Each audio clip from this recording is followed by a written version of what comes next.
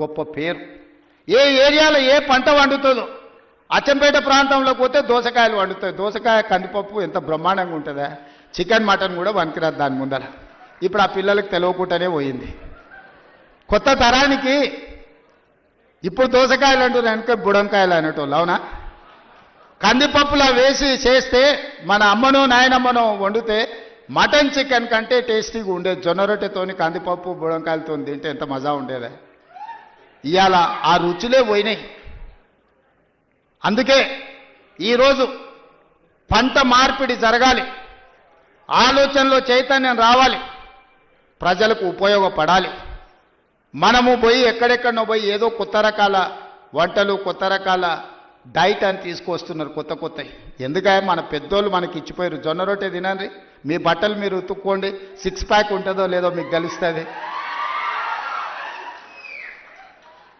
మీ బట్టలు మీరు ఉతుక్కొని జొన్న రొట్టె తింటే మీరు ఏ జిమ్ములకి వెళ్ళి కండలు పెంచాల్సిన పని లేదు. ఆటోమేటిక్గా మీరు 6 ప్యాక్ తయారవుతారు. అవేమి చేయకుంటుండి జిమ్ములలో పోయి స్టెరాయిడ్స్ వారి ఆరోగ్యాన్ని పాడు చేసుకుంటారు.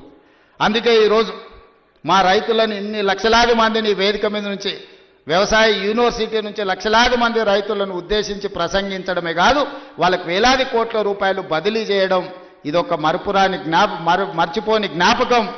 మీ అందరికీ ఈ ప్రభుత్వం అండగా నిలబడుతుంది. రాబోయే రోజుల్లో భూమి అనేది మీకు ఇండ్ల పట్టా అనేది ఇందిరమ్మ ఇల్లు అనేది ఇందిరమ్మనే ఇచ్చింది. ఆనాడు దొరల దగ్గర భూస్వాముల దగ్గర వేలాది ఎకరాలు ఉంటే అగ్రికల్చర్ సీలింగ్ యాక్ట్ తీసుకొచ్చి ఆ భూములన్నీ తీసుకొని పేదోళ్లకు అసైన్మెంట్ పట్టాల పేరు మీద పంచిపెట్టారు.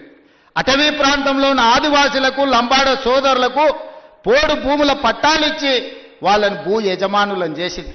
ఇల్లు లేనోళ్లకు ఇంటి పట్టా ఇచ్చింది, ఇల్లు కట్టుకోలేని వాళ్ళకు ఇందిరమ్మ ఇల్లు కట్టించింది. డబుల్ బెడ్రూమ్ ఇల్లు అన్నాడు. ఎవరికన్నా ఇక్కడ ఉన్న పేద రైతుకు డబుల్ బెడ్రూమ్ ఇల్లు వచ్చినాదే. కానీ ఇవాళ లక్షలాది ఇందిరమ్మ ఇల్లు ఇవ్వడానికి మనం ముందుకు వచ్చినాం. మీరు ఇండ్లు కట్టుకోండి, ఒక ఇంటి వాళ్ళు కాండి, ఉన్న ఊర్లో ఇల్లు, ఇంత వ్యవసాయ భూమి అనేది మన ఆత్మగౌరవం. అంతకుమించి రైతులు ఏం కోరుకుంటలేరు. వాళ్ళు కష్టపడ్డ పంటకు వాళ్ళు గిట్టుబాటు ధర అడుగుతారు. అవి కూడా ఇవ్వలేని పరిస్థితిలో ఈ ప్రభుత్వం లేదు. మిమ్మల్ని ఆదుకుంటుంది, మీకు అండగా నిలబడుతుంది. పంట మార్పిడి చేయండి. మీరు ఏం పండించినా పంట మనం కొనుగోలు చేయడానికి అవసరమైన కేంద్రాలను ఏర్పాటు చేస్తాం. నాకు మంచి టీం ఉన్నది, మంచి మంత్రులు ఉన్నారు, అనుభవం కలిగిన వాళ్ళు ఉన్నారు. నాకు మంత్రిగా అనుభవం లేకపోవచ్చు, కానీ అనుభవం కలిగిన మంత్రులు పెద్దలందరూ ఉన్నారు.